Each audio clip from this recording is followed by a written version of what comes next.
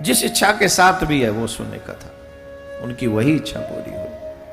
इसीलिए कहा भागवत कल्प वृक्ष से जो मांगोगे सो मिलेगा। क्यों कहा? इसीलिए कहा। बोले जिसे कुछ मांगना नहीं, जिसे कुछ चाहिए नहीं, बोले उसी को सबसे ज्यादा मिलेगा, उसको सबसे ज्यादा। बोले क्या सबसे ज्यादा मिलेगा? बोले उसे फिर मोक्ष की भी प्राप्ति, जो ज्ञानी लोग हैं उन्हें मोक्ष की प्राप्ति होती है, और जो भक्त लोग हैं उन्हें भगवान की प्राप्ति होती है।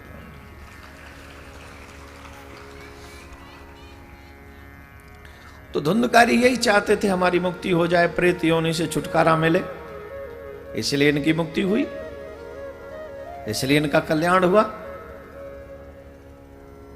इसीलिए इनके लिए विमान आया।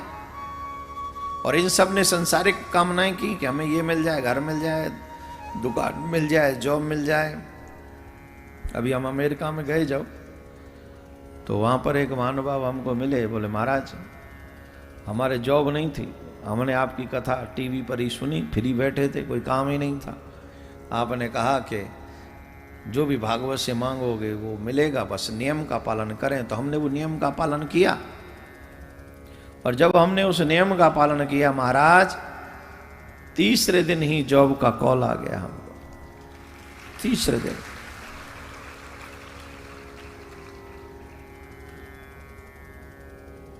और ऐसी एक घटना तो नहीं है, हमने तो न जाने कितनी घटनाएं ऐसी सुनी अपने कानों से। कथा ने हमको ये दे दिया, कथा ने हमको ये दे दिया, कथा ने हमको दे इसलिए दिया क्योंकि आपने लेना चाहा, आपने नियमों का पालन किया। हम तो कथा सबको सुना रहे हैं, किसी को कुछ मिलता है, किसी को कुछ नहीं मिलता। वजह यही है कि सुनने वाले की दृढ़ शक्ति, दृढ़ इच्छा जहां थी, दृढ़ सुंदर संकल्प जहां था उसे मिला, और जिसके संकल्प में गड़बड़ी हुई उसको कुछ नहीं मिला।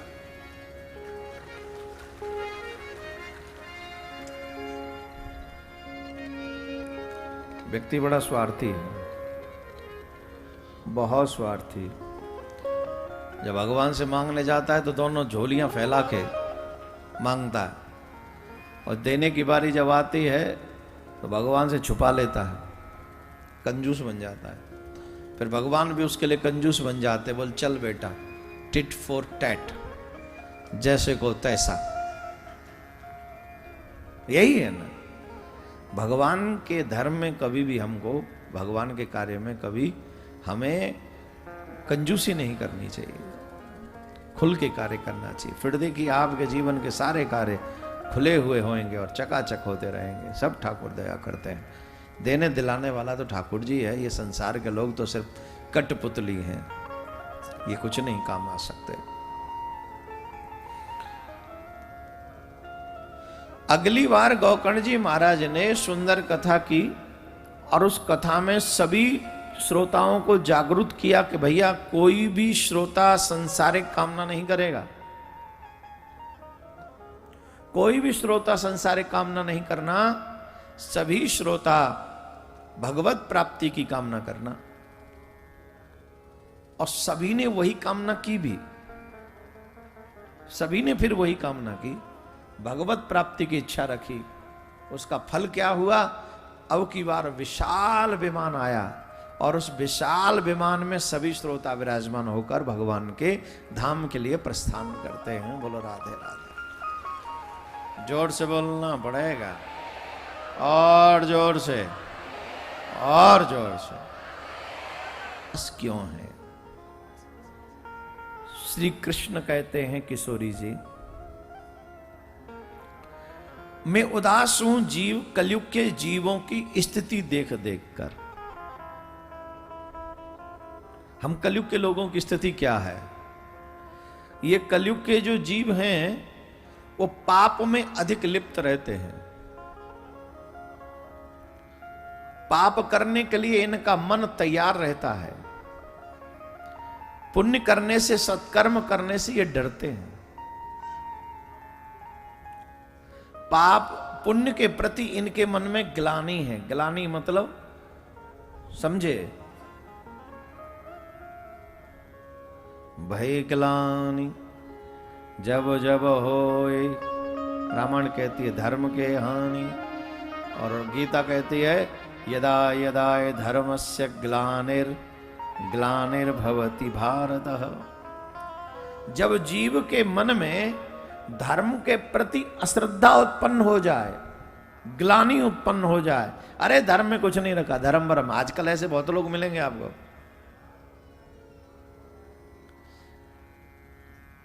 आजकल आपको ऐसे महानुभाव मिलेंगे जो लोगों का उदाहरण दे देकर खुद तो धर्मच्युत हो ही चुके हैं, दूसरों को भी धर्मच्युत करने में लगे हुए हैं, मतलब धर्म से दूर करने में लगे हुए हैं, धर्म के प्रति अश्रद्धा उत्पन्न करने में लगे हुए हैं, धर्म को अपमान करने में वो अपनी शान समझते हैं, भगवान के चित्रों का अपमान करने में वो अपनी बहुत बड़ी शान समझते हैं। ये क्या है? ये धर्म की ग्लानि है। आपके घरों में बहुत से लोग ऐसे आ जाते, इन भगवान की छवि क्यों रखते हो तुम? यहां पर नहीं रखनी चाहिए, ये गलत है। और आप उनकी बातों में आ जाएं तो और भी गलत है। वो तो धर्म के प्रति ग्लानिशील थे ही, आपको भी बना गए। अभी हमको कोई वीडियो दिखा रहा था, कुछ माताएं बहन दूसरे से कह रही थी, दूसरी माता बहन से कह रही थी ये मंगलसूत्र पहनने से क्या होता, उतारो इसको। चलो मान लिया तुम में अपने पति के प्रति श्रद्धा नहीं, भाव नहीं, या ये धर्म के प्रति तुम्हारा व्यवहार ठीक नहीं, अच्छी बात है, आपकी मर्जी है, आपको कोई जबरदस्ती नहीं कर सकता। लेकिन आप नहीं करते हैं ये ठीक है, दूसरों को भी नहीं करने देंगे ये ठीक नहीं है। भाई आप वही कीजिए जो आपका मन करे। एक बात तो यह है हम वो करें जो हमारी परंपराएं कहती हैं, जो हमारा कल्चर कहता है, जो हमारी व्यवस्थाएं कहती हैं, एक तो हम वो करें। दूसरा हम उनको नहीं मानेंगे, हम वही करेंगे जो हमारा मन करेगा, दूसरा ऑप्शन ये है। लेकिन हम वही करवाएंगे जो हमारा मन करेगा दूसरों से, ये गलत है।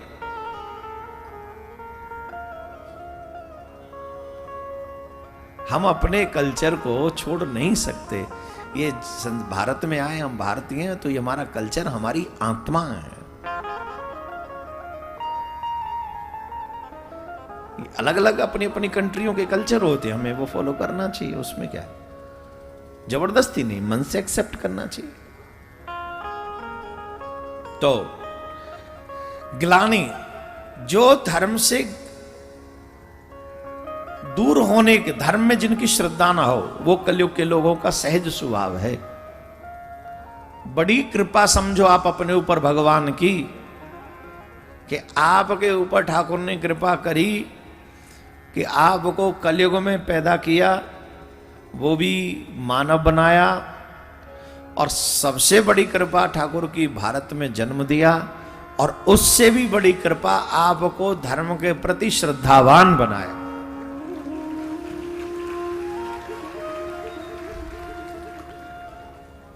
आजकल तो अधर्मी होने में, आजकल ये हीरो हीरोइनों को तो हम लोग स्टार मानते हैं, और साधु संतों को हम चोर डकैत मानते हैं।